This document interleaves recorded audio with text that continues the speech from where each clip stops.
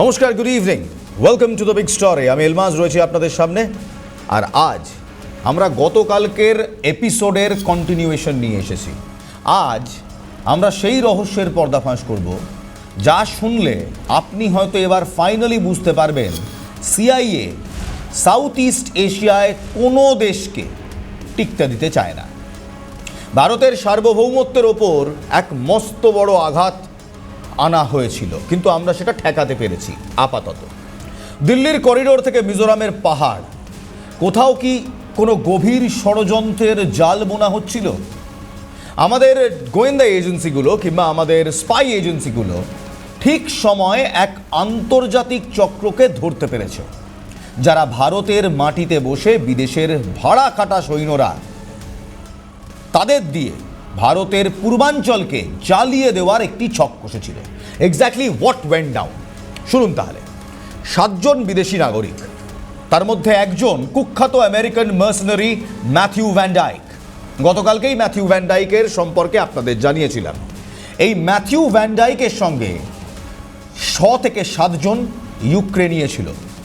এদের পরিচয় কি শুধুই পর্যটক, নাকি এরা সিআইএর সেই ঘুঁটি যারা মায়ানমারের অশান্তিকে ঢাল করে ভারতের উত্তর পূর্বাঞ্চলকে অস্থির করতে চেয়েছিল?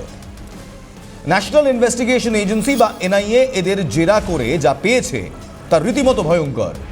এরা সির্ফ ঘুরতে আসেনি, সবাই এসেছিল ট্যুরিস্ট ভিসায়, কিন্তু এরা ঘুরতে আসেনি। এরা এসেছিল যুদ্ধের তালিম দিতে, যুদ্ধের প্রশিক্ষণ দিতে, ড্রোন নিয়ে ভারতের মাটিতে মারণ খেলা খেলতে। ভাবুন একবার, এই ভারতবর্ষের কলকাতা, দিল্লি, লখনউ, এই 3টি শহরের বিমানবন্দরের মতো ব্যস্ত জায়গায় এদেরকে গ্রেফতার করা হলো।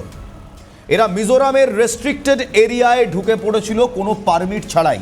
সাধারণত আমাদের উত্তর পূর্বাঞ্চলের যে রেস্ট্রিক্টেড এরিয়াগুলো রয়েছে, অরুণাচল প্রদেশ, মিজোরাম, নাগাল্যান্ড, মেঘালয়, সেখানে যেতে গেলে আইএলপি কিংবা ইনার লাইন পারমিট কিংবা রেস্ট্রিক্টেড এরিয়া পারমিট কিংবা আরএপি নিতে হয়। আপনি ভারতীয় পর্যটক হলেও নিতে হবে, আপনি যদি বিদেশি পর্যটক হন তাহলে আপনাকে তো নিশ্চিত নিতে হবে। এবং সেই আইএলপি সরাসরি সেখানকার ডিএসপি কিংবা এসপির অফিস থেকে কিংবা মাঝে মাঝে ডিএম এর অফিস থেকে আপনাকে করতে হবে আইএলপি কিংবা আরএপি। যারা ঘুরতে গিয়েছেন উত্তর পূর্বাঞ্চলে তারা জানবেন যে এই পারমিট ছাড়া কিন্তু উত্তর পূর্বাঞ্চলের সমস্ত জায়গায় ঢোকা যায় না। এই 7 জন, এই Matthew Van Dyke and company, তারা ট্যুরিস্ট সেজে ভারতে এসেছিল। মিজোরাম পৌঁছে গিয়েছিল ঘুরবো, ফিরবো, দেখবো, ভারত দর্শন করবো এই বলে। কিন্তু সমস্যা হলো, এরা মিজোরামের রেস্ট্রিক্টেড এরিয়ায় ঢুকে পড়লো কোনো রকম রেস্ট্রিক্টেড এরিয়া পারমিট ছাড়াই। সেখান থেকে মায়ানমারে গিয়ে বিদ্রোহীদের প্রশিক্ষণ দেওয়া, সবই ছিল এদের একটা প্রি শিডিউলড প্ল্যান। কিন্তু এই ষড়যন্ত্রের খবর আমাদের এজেন্সি জানলো কিভাবে বলুন তো? উত্তরটা লুকিয়ে আছে ক্রেমলিনের একটি গোপন বার্তায়, রাশিয়া কিংবা মস্কোর একটি গোপন বার্তায়। রাশিয়ার ইন্টেলিজেন্স কি ভারতকে বাঁচিয়ে দিল এত বড় বিপর্যয় থেকে? ম্যাথিউ ভ্যান ডাইক প্রথম আলোচনায় আসে 2011 সালে, লিবিয়ার গৃহযুদ্ধের সময়। সে সেখানে মুয়াম্মার গাদ্দাফির বিরুদ্ধে বিদ্রোহীদের সাথে কাঁধে কাঁধ মিলিয়ে লড়তে গিয়েছিল। সেখানে সে ধরা পড়ে এবং কুখ্যাত আবু সালিম জেলে 6 মাস বন্দি অবস্থায় থাকে। কিন্তু যখন জেল ভেঙে বিপ্লবীরা তাকে মুক্ত করল, সে পালিয়ে যায় আমেরিকায়। না, সে আমেরিকাতে যায়নি, সে বন্দুক হাতে তুলে নিল। ভ্যান ডাইক মনে করে যখন কোনো শাসনকে আক্রমণ করতে হয় তাকে পুরোপুরি মুছে দেওয়াটা দরকার। আর এই বিপজ্জনক মানসিকতাই তাকে লিবিয়া থেকে স্ট্রেট নিয়ে গিয়েছিল আমেরিকায় নয়, সিরিয়ায়।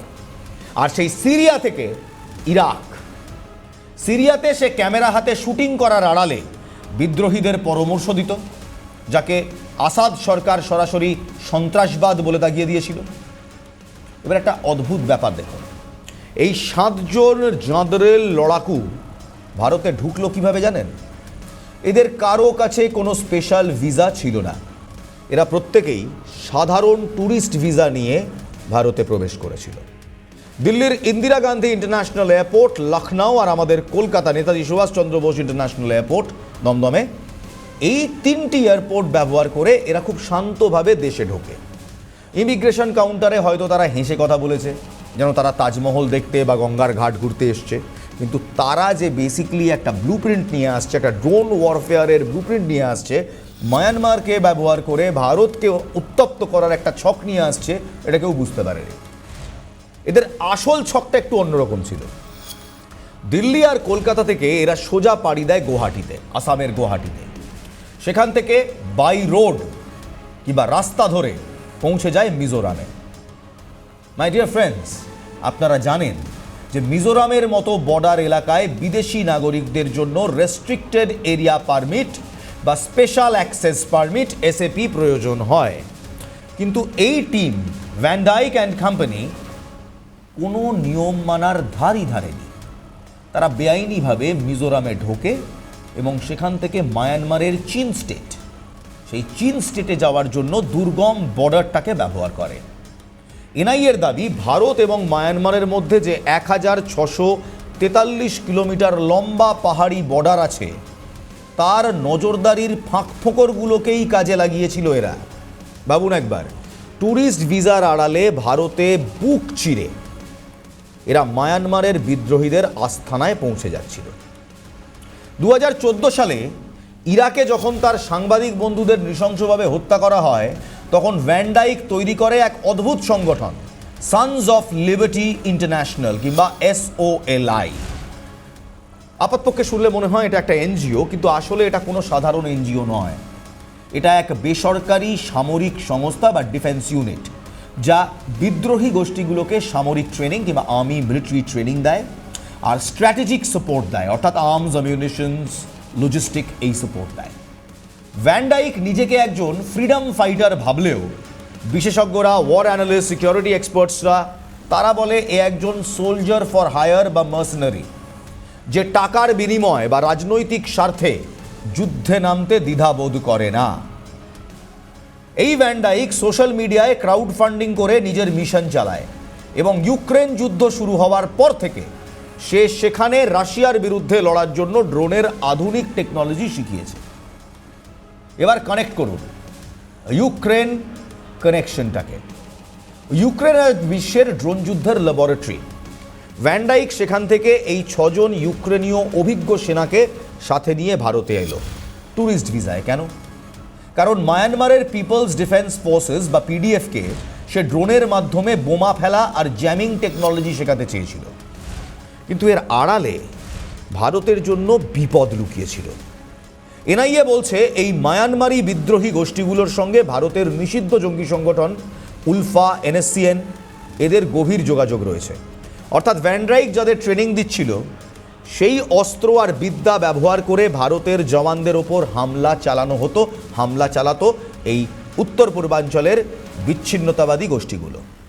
আসাম রাইফেলসের ওপর হওয়া সাম্প্রতিক ড্রোন হামলা কি এরই ট্রেনার ছিল? এই প্রশ্ন এই মুহূর্তে উঠছে। লিবিয়া থেকে শুরু করে সিরিয়া, ইরাক থেকে ইউক্রেন, যেখানেই যুদ্ধ সেখানেই ভ্যান ডাইক। আর আপনারা শুনলে অবাক হবেন, এই ভ্যান ডাইকের নিজের একটা ইউটিউব চ্যানেলও আছে এবং সেই চ্যানেলে সে বুক ফুলিয়ে ইরাক থেকে শুরু করে সিরিয়া থেকে শুরু করে লিবিয়া, ইউক্রেন এই সমস্ত তার ক্যাম্পেনের ভিডিও আপলোড করে। প্রায় 4-4.5 হাজার সাবস্ক্রাইবার তার। অর্থাৎ সোশ্যাল মিডিয়াকে সে ব্যবহার করে টাকা তোলার জন্য। ইউক্রেনে গিয়ে সে রাশিয়ার বিরুদ্ধে লড়ার জন্য ড্রোনের আধুনিক টেকনোলজি শিখিয়ে এসছে। কিন্তু ভারতের বর্ডারে তার কি কাজ? এখানেই অ্যানালিস্টরা আসছেন এবং বলছেন সলি কিংবা সন্স অফ লিবারেশন ইন্টারন্যাশনাল, এই ভ্যান ডাইকের কোম্পানি আসলে আমেরিকার সেই অদৃশ্য হাত, যারা পেন্টাগন বা সিআইএর হয়ে নোংরা কাজগুলো সামলায়। পেন্টাগন কিংবা সিআইএর শ্যাডো এজেন্সি। ভ্যান ডাইক নিজে একবার বলেছিলেন, যখন কোনো শাসনকে আক্রমণ করতে হবে তখন তাকে পুরোপুরি মুছে ফেলতে হবে। আজ মিজোরাম বর্ডারে বসে সে কি মায়ানমারের সেনার বদলে ভারতের স্বার্থকে মুছে দিতে চাইছিল? অনেকেরই প্রশ্ন, ম্যাথিউ ভ্যান ডাইক কি আসলে সিআইএর এজেন্ট? শুনুন, সরাসরি কোনো প্রমাণ নেই, কারণ সরাসরি কোনো প্রমাণ এরা রাখবে না। কারণ গোয়েন্দা দুনিয়ার নিয়মই হলো প্লজিবল ডিনায়াবিলিটি। ধরা পড়লে আমেরিকা বলবে সে একজন ফ্রিল্যান্সার। কিন্তু লক্ষ্য করে দেখুন, ভ্যান ডাইক যেখানেই যায় সেখানেই আমেরিকার বিদেশ নীতির সুবিধা হয়। সেটা লিবিয়া হোক বা ইউক্রেন, সে ওয়াশিংটনের হয়ে একটি প্রক্সি লড়াই করে। এমনকি তার ওপর তৈরি documentary film point and shoot 2014 সালে সেরা অ্যাওয়ার্ড পায় আমেরিকাতে। একজন সাধারণ মার্সেনারিকে এভাবে হিরো হিসেবে তুলে ধরার পেছনে কোনো বড় শক্তির হাত নেই বলছেন? কত কত মার্সেনারি আছে। এই ভ্যান ডাইক সবসময় সেখানে কেন পৌঁছয় যেখানে আমেরিকার স্বার্থ লুকিয়ে আছে? আমি খুব অবাক হব না এরপর যদি ভ্যান ডাইকের প্ল্যান থাকতো ইরানে যাওয়ার। ডোনাল্ড ট্রাম্পের 2026-এর নীতি, সেই নীতি কি মায়ানমারের ফোর্সেবল রিজিম চেঞ্জ বা ক্ষমতা বদল করতে চাইছে? আর ভ্যান ডাইক কি তারই অগ্রদূত? মায়ানমারের পরিস্থিতিটা একটু ভালো করে বুঝুন। 2020 নভেম্বরে সেখানে আং সান সুচির দল জেতার পর সামরিক অভ্যুত্থান বা কু হয়। এরপর থেকে সিআইএ সেখানে পার্পল রেভলিউশনকে উস্কে দিচ্ছে। মায়ানমার হলো চীনের দোরগোড়া, তাই আমেরিকা সেখানে নিজের দাপট বজায় রাখতে চায়।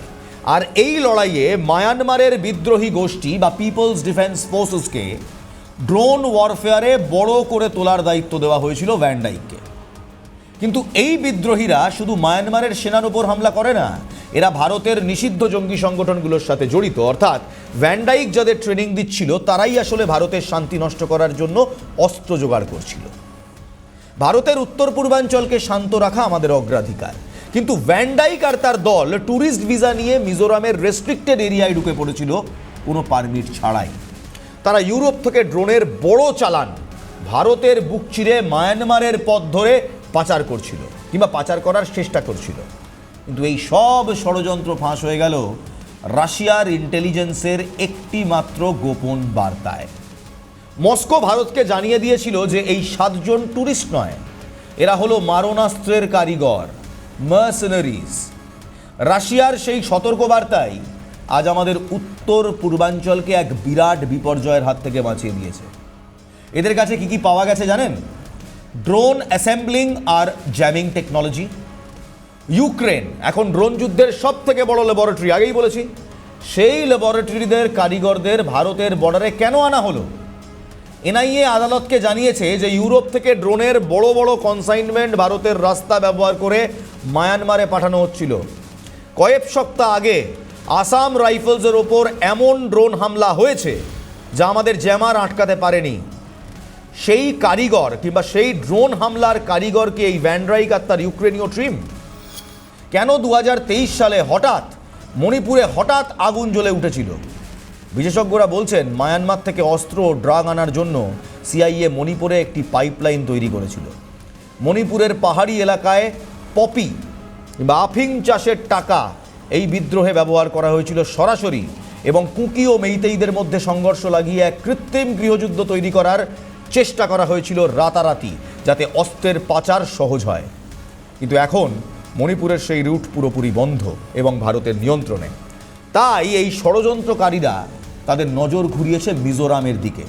কারণ এই মিজোরাম আমাদের জন্য খুব গুরুত্বপূর্ণ এবং মায়ানমার বাংলাদেশকে টপকে যাওয়ার জন্য, চিকেন স্নেককে টপকে যাওয়ার জন্য কলকাতা থেকে সিতওয়ে, মায়ানমারের সিতওয়ে হয়ে ডাইরেক্ট কালাদান প্রজেক্ট হয়ে যে মিজোরাম কানেক্টেড রোড ভারত তৈরি করছে, কালাদান প্রজেক্ট, সেই কালাদান প্রজেক্ট আমেরিকা এবং সিআইএর কপালে ভাঁজ ফেলেছে।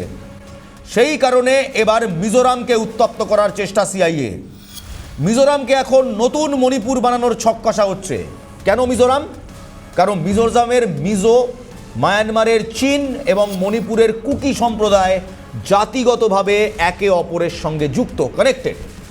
এই জাতিগত আবেগকে কাজে লাগিয়ে পুরো অঞ্চলকে অশান্ত করার চেষ্টা এই মুহূর্তে চলছে।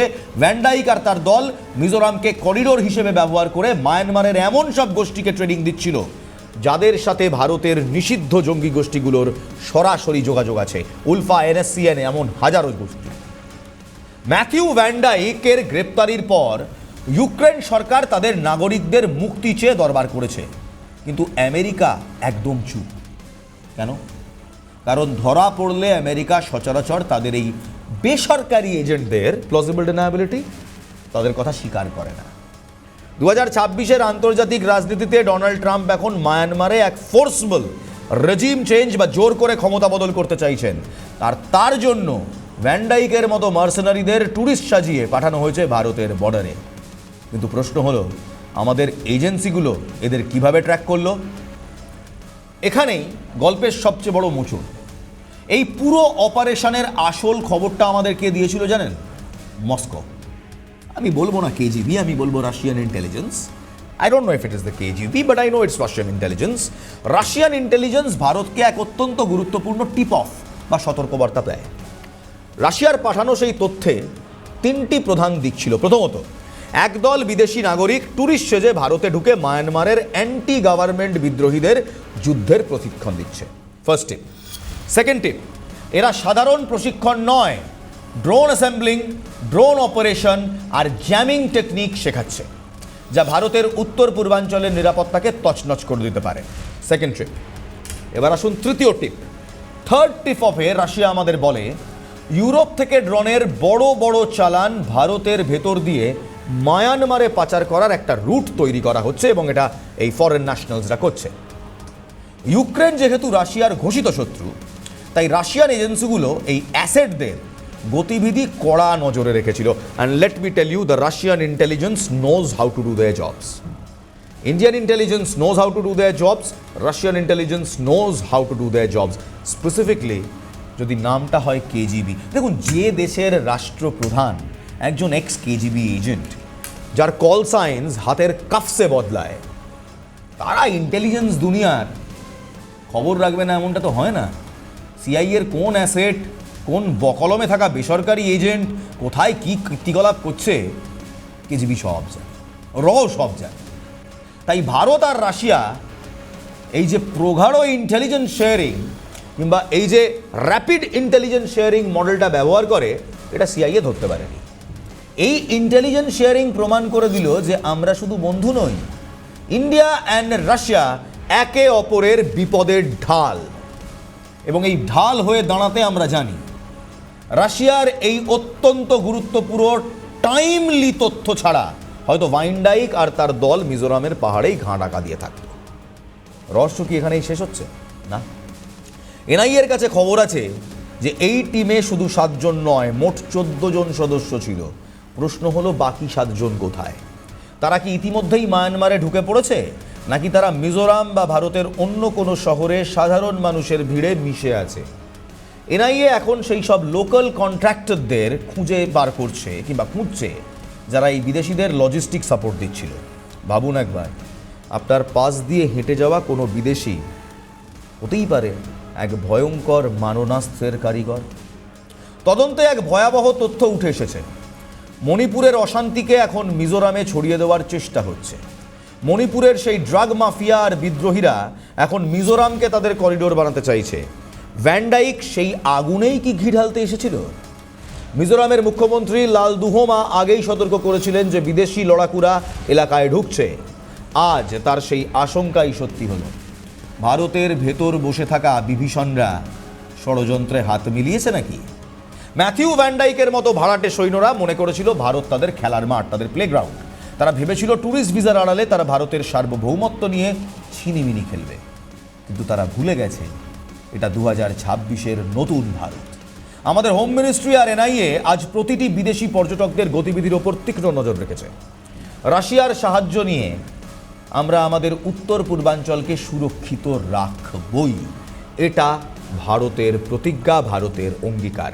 গত 72 ঘন্টায়, গত মঙ্গলবার থেকে আজ বৃহস্পতিবার, গত 72 ঘন্টায় Russian intelligence, Indian intelligence, NIA তারা যে সাকসেসফুল মিশনটি অপারেট করলো না, 3টি দেশের এয়ারপোর্ট থেকেই সব কটাকে গ্রেপ্তার করা এবং তাদের কিংপিন ভ্যানডাইককে কলকাতা থেকে নাটকীয়ভাবে, কলকাতা বিমানবন্দর থেকে নাটকীয়ভাবে তুলে নেওয়া, এটাই প্রমাণ করে আমাদের ইন্টেলিজেন্স আদতে কতটা তৈরি।